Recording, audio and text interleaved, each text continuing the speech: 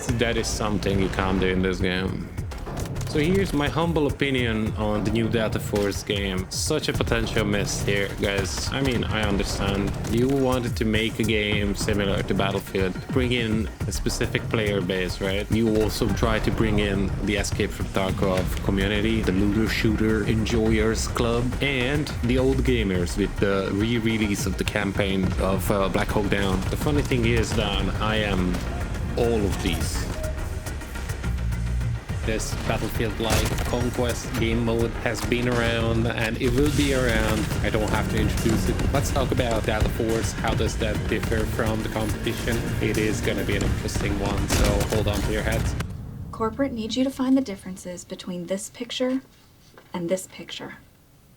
Intel has told us there are at least 7. Okay, I already see one. Give them. They're the same picture. The Delta Force itself does not show me anything new, honestly anything interesting. I did not like the game. This game is definitely for some people. I know people who would like this game 100%. I personally don't think that I do if it remains as it is. It's not something what I'd like to play. The game is boring. It doesn't feel like that you do any damage. This game could have been a larger scale arena-like shooter that would have been there, because at the moment we already have a game out like this, and honestly that game has been made way better. So in my opinion, they blatantly copied a lot of game features from Battlefield 2042, which is a bit of a risky move, as originally when the game came out, it wasn't very well received. In my opinion, that game is still not a good game and will probably never be something what I'd like to play. And if this game is heading into that direction as well, I'm not interested. If they would have created the same game mode but with a working armor system where you can have different operators with different loadouts, a lot of customization options, working armor system where you actually need to play it up, a good reference would be Tarkov Arena. So, for example, if Tarkov Arena would be like larger scale, it would be a larger map with a lot more players, I think that game would be an absolute hit right now. So anyway, I think this is an opportunity pissed away. I'm not happy. The game is bad. I'll tell you what, Operations makes up for it. So I don't want to lose your attention, but there's a few things I'd like to ask from you if it's not a problem. I've been making videos every now and then for quite a substantial amount of time. At this point, it is a lot of work, and over the years I struggled a lot with the channel because I don't have the consistency. If you see this video and you like the content, please help me fight the good fight against the algorithm. I wanna comment, please. The Operations game mode, I think it is great. I think the perfect name for this game mode is the Casual Tarkov. It doesn't feel as punishing as Tarkov. It doesn't require that amount of time as Tarkov does. The way how you assemble your kit is very, very efficient.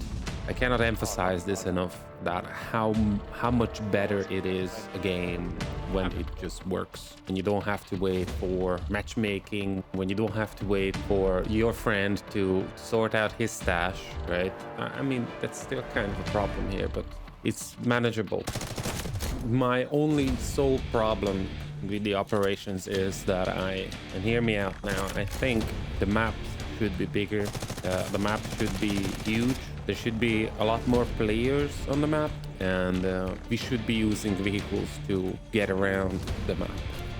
This game so far looks very promising, and I think it is quite popular as well. I met a lot of guys solo queuing in Operations.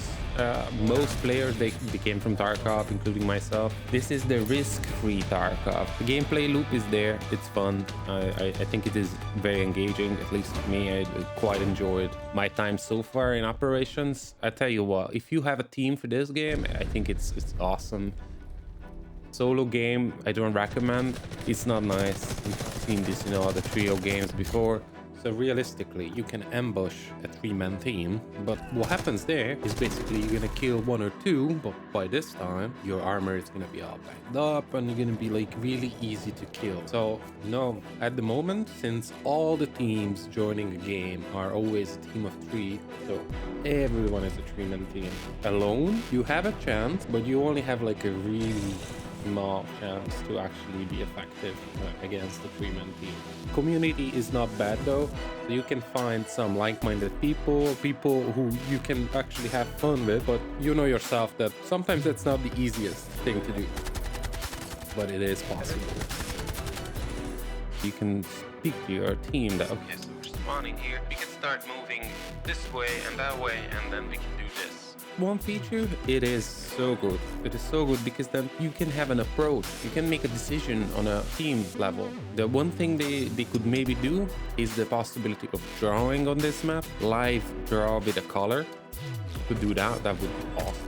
There's not a lot of things I would change in operations. Think about changing the map size for something more substantial. Do something like Master did in DMZ. I think that worked really well, I'm not gonna lie. The fact that they had this huge map, it worked so well. I would definitely think about that instead of this raid system.